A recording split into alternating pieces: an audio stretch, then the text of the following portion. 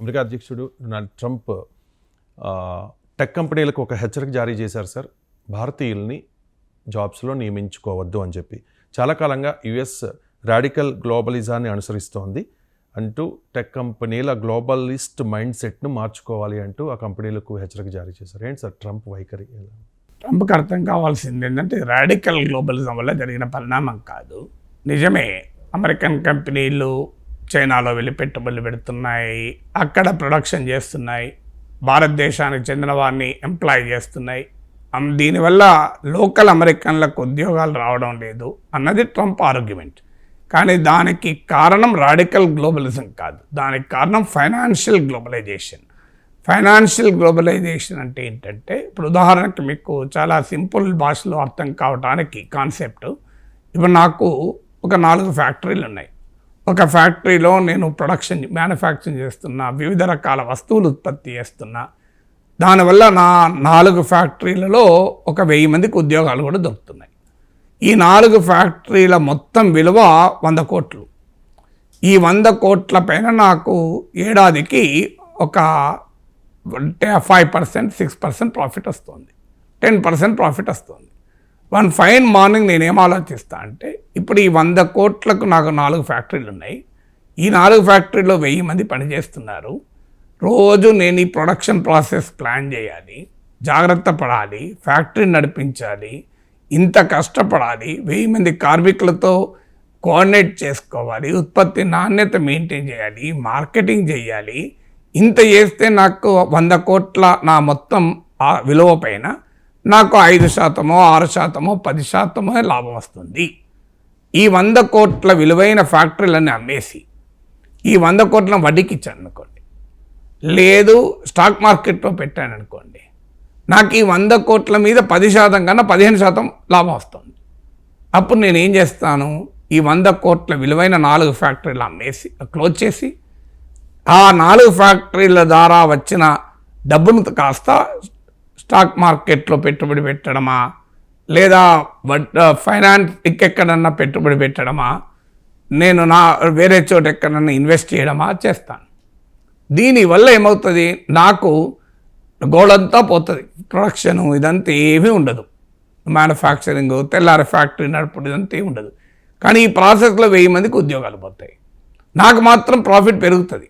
అంతకుముందు నా 100 కోట్ల నెట్వర్త్ పైన 10% ప్రాఫిట్ వచ్చేది, ఇప్పుడు 15%, 20% వస్తుంది. కష్టపడకుండా, నాకు ఏ కష్టము లేదు, హాయిగా స్టాక్ మార్కెట్లో పెట్టి కూర్చున్నాను, లేదంటే ఇంకొక ఇన్వెస్ట్ చేసి కూర్చున్నాను. దీన్ని ఫైనాన్షియల్ గ్లోబలైజేషన్ అంటారు. అమెరికన్ క్యాపిటల్ ఏమైందంటే, ప్రపంచాన్నిలో ఉన్న సర్ప్లస్ను పొందటానికి అమెరికన్ క్యాపిటల్ కాస్త ప్రపంచమంతా తిరుగుతూ పెట్టుబడులు పెట్టాయి. ఇలా మీరు చూడండి, మన స్టాక్ మార్కెట్లో పెట్టుబడులు ఎవరివి? ఫారిన్ ఇన్స్టిట్యూషనల్ ఇన్వెస్టర్స్లో అత్యధిక మంది అమెరికా నుంచే. సో ఈ మార్కెట్ అంటే అమెరికన్ అమెరికన్ క్యాపిటల్ లాభాల వేటల్లో అమెరికాలో ఉత్పత్తి చేయడం కన్నా మెక్సికోలో ఉత్పత్తి చేస్తే లాభం, చైనాలో ఉత్పత్తి చేస్తే లాభం, లేదు అసలు ఉత్పత్తి చేయకుండా ఫైనాన్షియల్ అసెట్స్ రూపంలో పెట్టుబడులుగా మార్చుకుంటే లాభం అనుకోవడం వల్ల ఈ పరిణామం జరిగింది. ఈ బేసిక్ ఎకనామిక్స్ ట్రంప్కు తెలియదు. ట్రంప్ ఏమనుకుంటున్నాడంటే, రాడికల్ గ్లోబలిజం వల్ల ఏదో ప్రపంచాన్ని ఉద్ధరించడానికి, ప్రపంచంలో ఉద్యోగాలు పెంచడానికి, అమెరికా కాకుండా ఇతర దేశాలను అభివృద్ధి చేయడానికి అమెరికన్ కంపెనీలు ప్రపంచమంతా తిరిగాయని భ్రమలో ఉన్నాడు ఆయన. అందుకొరకు రాడికల్ గ్లోబలిజం వల్ల ఇది జరిగిన దానికి కారణం రాడికల్ గ్లోబలిజం కాదు, లాభాల వేటలో ఫైనాన్షియల్ గ్లోబలైజేషన్ వల్ల అమెరికన్ మ్యానుఫ్యాక్చరింగ్ సెక్టార్ కాస్త పూర్తిగా దెబ్బతిన్నది. కేవలం ఒక హైటెక్ రంగంలో, సర్వీసెస్ రంగంలో, బిగ్ టెక్నాలజీ రంగంలో, ఇన్నోవేషన్ రంగంలో అమెరికా మిగిలింది. ఇప్పుడు డెట్రాయిట్ నగరాన్ని చూస్తే మనకు అర్థమవుతుంది, హూజ్ ఫ్యాక్టరీస్ అనేది అమెరికాలో తగ్గిపోతున్నాయి. సో అమెరికాలో ప్రొడక్షన్ తగ్గటానికి కారణము అమెరికన్ క్యాపిటల్ అనుసరించిన రాడికల్ గ్లోబలిజం కాదు, ఫైనాన్షియల్ క్యాపిటల్గా మారడం. అంటే ఒక మ్యానుఫ్యాక్చరింగ్ క్యాపిటల్, ప్రొడక్షన్ క్యాపిటల్ కాస్త ఫైనాన్షియల్ క్యాపిటల్గా మారడం మొదటి కారణం. రెండవ కారణం ఏంటంటే, రెండవ కారణాన్ని ఇమిటేటివ్ క్యాపిటలిజం అంటారు, లేదా మిమికింగ్ క్యాపిటలిజం అంటారు. అంటే దీన్నే ఎకనామిక్ థియరీలో కమాడిటీ ఫెటిష్ ఫెటిషిజం అంటారు. ఎకనామిక్ థియరీలో ఈ కమాడిటీ ఫెటిషిజం ఏం చెప్తుంది అంటే, ఒక ప్రొడక్టు ఒక ప్రొడక్షన్ దశలో ఏం జరుగుతుంది అంటే, ఆ ప్రొడక్టు ఏ సమాజంలో ఉత్పత్తి అయింది, ఆ సామాజిక సంబంధాలేంటి, ఆ ప్రొడక్ట్ను ఉత్పత్తి చేసిన కార్మికులు ఏంటి, వీటి ఎవ్వరికీ సంబంధం లేకుండా ఆ ప్రొడక్ట్ తనదైన బ్రాండ్తో ఒక మ్యాజిక్ అటానమస్గా మారిపోతుంది అని. అంటే అర్థం ఏంటి? ఇప్పుడు ఉదాహరణకు అమెరికా కంపెనీ ఒక టెక్నాలజీనో ఒక ప్రొడక్ట్ను తయారు చేసింది. అది ఆ అమెరికన్ సమాజంలో ఉత్పన్నమైంది. అమెరికన్ ఇన్నోవేషన్తో దీనికి ఏమీ సంబంధం లేదు. ఆ ప్రొడక్ట్ గొప్పది, ఆ ప్రొడక్ట్ తనకు తాను అటానమస్ అనే క్యాపిటలిస్ట్ మైండ్ సెట్ పెరుగుతుంది. అంటే అప్పుడు ఏమవుతుంది అంటే, తన లాభాల కొరకు ఎక్కడికైనా వెళ్తారు. ఉదాహరణకు భారతదేశంలో ఒక కంపెనీ ఒక అందమైన బ్యాగును డిజైన్ చేసింది అనుకుందాం.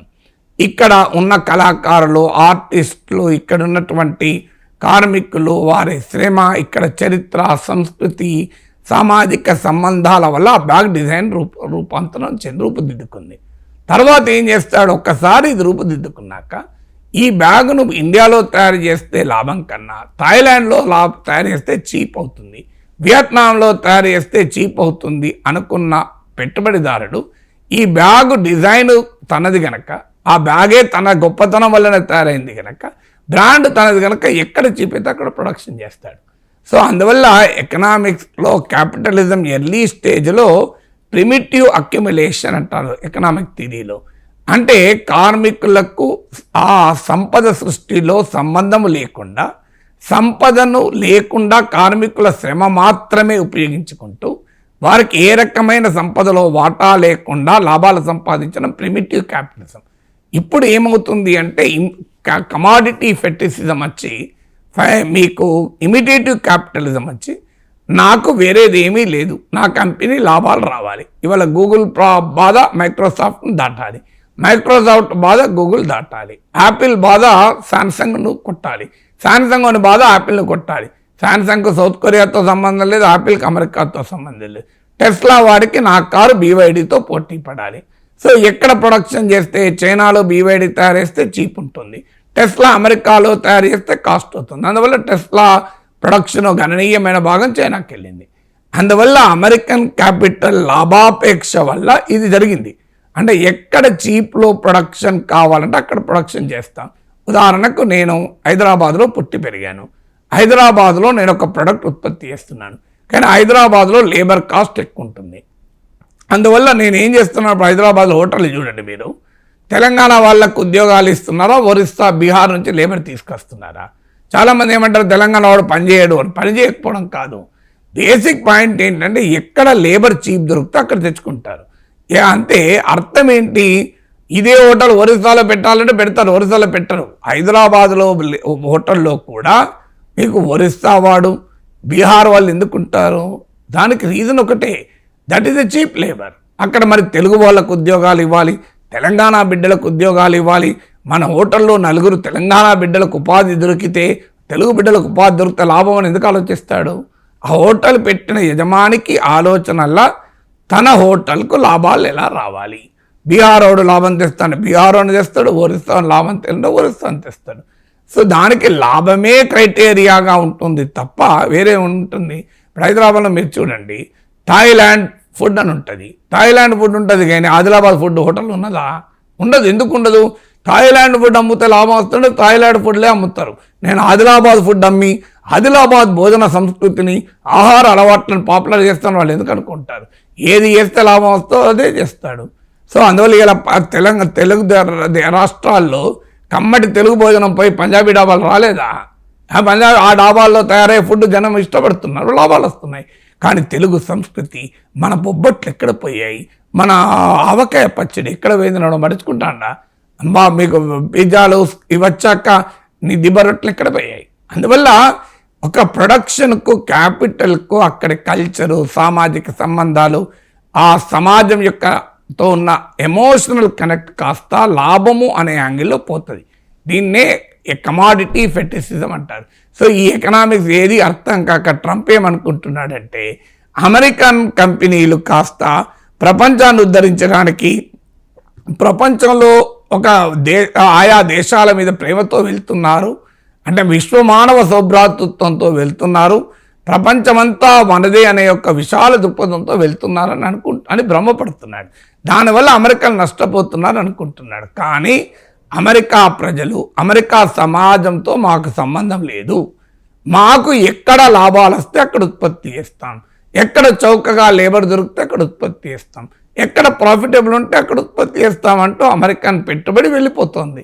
దీన్ని గుర్తించకుండా, క్యాపిటలిజానికి ఉండే క్యారెక్టర్ గుర్తించకుండా రాడికల్ గ్లోబలిజం వల్లనే దెబ్బతింటోంది అనుకుంటే, ఒకసారి క్యాపిటల్కి ఉండే లక్షణం ఏంటి? తనకు కావాల్సింది తన లాభమే. సో అమెరికాలో ప్రొడక్షన్ చేయాలా, వియత్నాంలో చేయాలా, చైనాలో చేయాలా, ఇండియాలో చేయాలని ఎందుకుంటుంది? దాని లాభం రావాలి. లాభం రావాలన్నప్పుడు ఆదిలాబాద్ జొన్న రొట్టె అమ్మితే లాభం వస్తే ఆదిలాబాద్ జొన్న రొట్టె అమ్ముతారు. అమెరికా పిజ్జాలు బర్గర్లు అమ్మితే లాభం వస్తుంటే అమెరికా పిజ్జాలు బర్గర్లు అమ్ముతారు. మన ప్రజల జీవన సంస్కృతి ఏమైంది? వందల వేల సంవత్సరాలుగా తెలంగాణ బిడ్డలు జొన్న రొట్టె తింటున్నారు కదా, ఈ జొన్న రొట్టెను పాపులర్ చేయను నా బాధ్యత అని పెట్టుబడి హోటల్ పెట్టేవాడు ఎందుకు అనుకుంటాడండి? హోటల్ పెట్టేవాడికి జొన్న రొట్టెకున్న 100 సంస్కృతి, 1000 సంస్కృతి, తెలంగాణ జానపద నేపథ్యం ఇదంతా ఎందుకండి? నా జొన్న రొట్టె అమ్మితే లాభం వస్తే జొన్న రొట్టె అమ్ముతాడు, మెక్డొనాల్డ్ బర్గర్లు పిజ్జాలు అమ్మితే లాభం ఉంటుంది అవే అమ్ముతాడు. ఈ సింపుల్ కాన్సెప్ట్ అర్థం కాక రాడికల్ గ్లోబలిజం ఎక్కడ ఉన్నది? ఇక్కడ ఇలా గ్లోబలిజం ఏమీ లేదు. జొన్న రొట్టెను పక్కకు పెట్టి పిజ్జాలు ఎందుకు అమ్ముతున్నాడు? ఏది లాభం వస్తుందో అమ్ముతాడు. అది సింపుల్ యాజ్ దట్ కదా. సో అక్కడ దేశభక్తి ఎందుకు ఉంటుంది? లాభభక్తి ఒకటే ఉంటుంది. ఇది అర్థం చేసుకోక capital will never have patriotism. క్యాపిటల్కి ఉండేది ప్రాఫిటిజం అయి ఉంటుంది. దేశభక్తి ఉండదు, లాభభక్తి ఉంటుంది. లాభభక్తి వల్ల ఏమవుతుందంటే ఎక్కడ లాభం ఉంటే అక్కడికి వెళ్తారు. దేశంతో సంబంధమే లేదు వాళ్ళకు. సో కార్పొరేట్ సిటిజన్ ఇది global citizen. Corporate company foot print అదొక దేశానికి చెందిన కంపెనీ అయినా దాని ఆ డబ్బులకు, మనీకి దేశం ఉండదు. Money nose only the language of profit. It doesn't know language of patriotism. ఇది ట్రంప్కి అర్థం కాక మాట్లాడుతున్నాడు. మీకు అమెరికన్ లేబర్ కాస్ట్లీ ఉన్నప్పుడు, అమెరికన్ లేబర్ కాస్ట్ స్కిల్స్ లేనప్పుడు ఏం చేయాలి? ఇవాళ ఇండియన్స్కి ఎందుకు అమెరికన్ కంపెనీలు ఉద్యోగాలు ఇస్తున్నాయి? అమెరికాలో మనంత మ్యాథమెటిక్స్ లేదు, అమెరికాలో మనకున్నంత లాజిక్ లేదు. ఇది నేను చెప్పడం కాదు, ఒబామా ఒక ఇంటర్వ్యూలో చెప్పాడు. ఇండియా చైనా పిల్లలతో అమెరికా విద్యార్థులు మ్యాథమెటిక్స్లో పోటీ పడలేకపోతున్నారని. కారణం ఏంటంటే India China are civilizational countries. Civilizational కంట్రీస్కి ఎప్పుడు కూడా సివిలైజేషనల్ మెమరీస్ ఉంటాయి, సివిలైజేషనల్ ఇంటలెక్చువల్ ట్రెడిషన్ ఉంటుంది. మీరు గమనించండి, మన దేశంలో ఒక అమ్మమ్మలు నానమ్మలు కూడా నోటి మీద లెక్కలేయగలుగుతారు. మీరు మీ అమ్మమ్మ నానమ్మను మన అమ్మల్ని చూడండి, వాళ్ళొక 100 ఖర్చులు కూడా నోటి మీద వేయగలుగుతారు. అమెరికాలో ఉన్నవాడు క్యాలిక్యులేటర్లు, కంప్యూటర్లు 1,00,000 తీయాల్సి వస్తుంది. ఇప్పుడు మా అమ్మైనా 10 ఖర్చుల్ని టోటల్ వేసి ఇంత ఖర్చు అయిందని నోటిగా చెప్పగలుగుతుంది. That is a tradition, that is a civilizational memory. అది సివిలైజేషనల్ ప్రాక్టీసెస్ ఉంటాయి. ఇప్పుడు మనకు ఎవరు చెప్పారు? మన అమ్మకు వంట నేర్పిండ్రు ఎవరన్నా? ఎక్కడన్నా షెఫ్లు వచ్చి లేదా హోటల్ మేనేజ్మెంట్ స్కూల్లో చదివిందా? ఇంత కమ్మటి భోజనం మన అమ్మ వండుతుంది. ఆ అమ్మకి ఎవరు నేర్పారు? ఉప్పు కారం ఇట్లా వేయాలి, ఉల్లిగడ్డను గోల్డెన్ ఎల్లో కలర్ వచ్చేంత వరకు ఫ్రై చేయాలి అని మా అమ్మకు నేర్పిండ్రా? ఎక్కడికి వచ్చింది? That is civilisational experience. కొన్ని 100,000 సంవత్సరాలుగా వంటలు చేస్తున్నాం భారతదేశంలో. మా అమ్మ చేసింది, మా అమ్మమ్మ చేసింది, మా అమ్మమ్మ చేసింది, మా అమ్మమ్మ కూడా చేసింది. అక్కడ నుంచి వంట వస్తుంది. ఇప్పుడు మా అమ్మమ్మ సర్వపిండి చేసేది, మా అమ్మమ్మ కూడా సర్వపిండి చేసేది, మా అమ్మ కూడా సర్వపిండి వచ్చింది. కానీ వేరే వాళ్ళ సర్వపిండి రమ్మంటే రాదు. ఎందుకు వస్తుంది? ఆ ఎక్స్పీరియన్స్ లేదు కదా. సర్వపిండి చేయడం అనేది ఒకటి లేనప్పుడు అది ఎలా వస్తుంది? సో అది కల్చర్ నుంచి వస్తుంది. ఎందుకంటే ఇవాళ ఒక్క రోజులో వచ్చేది కాదు అది. సో ఇది ఏది అర్థం కాకుండా ట్రంప్కు ఎకనామిక్స్ తెలియదు, ట్రంప్కు నాలెడ్జ్ లేక వచ్చిన సమస్యలు ఇవి. So you should understand how the capitalism operates. Capitalism as its own logic. Trump చెప్పిన లాజిక్ ఉండదు దానికి. దానికి కావాల్సింది ప్రాఫిట్ కొరకు ఎక్కడ ప్రొడక్షన్ చేస్తే అక్కడికి పోతారు. ఎవరిని పెట్టుకోవాలనుకుంటే వాళ్ళని పెట్టుకుంటారు. మనం ఎందుకు బీహార్ వాళ్ళను ఒరిస్సా వాళ్ళని పెట్టుకుంటున్నాం? బీహార్ మీద ఒరిస్సా మీద ప్రేమతో పెట్టుకుంటున్నారా? అవి వెనుకబడిన ప్రాంతాలు. బీహార్ను డెవలప్ చేయాలి. అక్కడ గౌతమ బుద్ధుడు ఉన్నాడు, ఆడిన గడ్డ. ఒరిస్సాను డెవలప్ చేయాలి, అశోకుడి కళింగ దేశం అది అని చెప్పి ఇక్కడ పెట్టుకుంటారా బీహార్ వాళ్ళను ఒరిస్సా వాళ్ళను? ఇక్కడ సెక్యూరిటీ కావాలంతా బీహార్ వాళ్ళు ఒరిస్సా వాళ్ళు ఉంటారు. ఎందుకు? వాళ్ళైతే భద్రత చాలా బాగా చూడగలుగుతారు. మగధ సామ్రాజ్యానికి చెందిన మౌర్య చంద్రగుప్తుని వంశం అని పెట్టుకుంటానా మనం ఆడ సెక్యూరిటీ దగ్గర వాడు ఒక చీపులు దొరుకుతున్నాడు పెట్టుకుంటున్నారు. ఇంతకన్నా తేడా ఏమైనా ఉందా? ఇది కూడా అంతే. ట్రంప్ అమెరికాకు భారతీయులు ఉద్యోగాలు పెట్టుకునేది భారతీయుల గొప్పతనం గురించి కాదు, భారతదేశానికి ఉన్న చరిత్ర వల్ల కాదు, లాభం వస్తుంది కనుక అమెరికన్ కంపెనీలు పెట్టుకుంటున్నాయి. నేను అందుకే చెప్పింది మీకు ఉదాహరణ. మన అపార్ట్మెంట్ ముందట మన సెక్యూరిటీ గార్డు బీహారోడు ఎందుకు ఉంటాడు? మగధ సామ్రాజ్యం కొరుకుంటలేడు, పాటలీపుత్రం పైన చరిత్రలో గౌరవం ఉండలేడు, మౌర్య చంద్రగుప్తుని వంశం కదా అని ఉండలేడు. వాడు చీప్గా దొరికింది కనుక బీహారోడు పెట్టుకున్నాం. ఇది కూడా అంతే. ఈ సింపుల్ కామన్ అర్థం చేసుకోకుండా లేకుండా మనకు అలా సంకుచితమైన ధోరణి లేదు. తెలుగు అయినా బీహారీ అయినా మనకు ఒకటే అనే ఒక విశాల దృక్పథంతో పెట్టుకుంటున్నామా? విశాలం లేదు, ఏది లేదు, మనకు లాభం కనుక పెట్టుకుంటున్నాం. Simple is as simple as that. విశాలమైన భారతీయ జాతీయ దృక్పథం, రాష్ట్ర ప్రాంతీయ భావనలు లేకుండా బీహార్ అయినా ఒరిస్సా అయినా యూపీ వాళ్ళ అయినా నేను పెట్టుకుంటాను నా జాతీయ దృక్పథం అని ఎవడన్నా పెట్టుకుంటాడా? లాభం వస్తుంది పెట్టుకుంటున్నాడు. ఎవరు లాభం వస్తే వాడు పెట్టుకుంటాడు. లాభం వస్తే నార్త్ ఈస్ట్లో కూడా పెట్టుకుంటారు. నేను మన అర్బన్ కంపెనీలో బుక్ చేస్తే హెన్ మిన్ లున్ అని వచ్చాడు. ఎవరైనా అంటే హెన్ మిన్ లున్ అంటే మణిపూర్ని ఎందుకు పెట్టుకున్నా? నాకు ఈశాన్య భారతమైనా తెలంగాణ అయినా ఒకటే. తెలంగాణలో క్షరవృత్తిదారునికైనా ఈశాన్య ప్రాంతపు క్షరవృత్తిదారునికైనా ఒకే రకమైన భావన నాకు ఉండదని పెట్టుకున్నాను.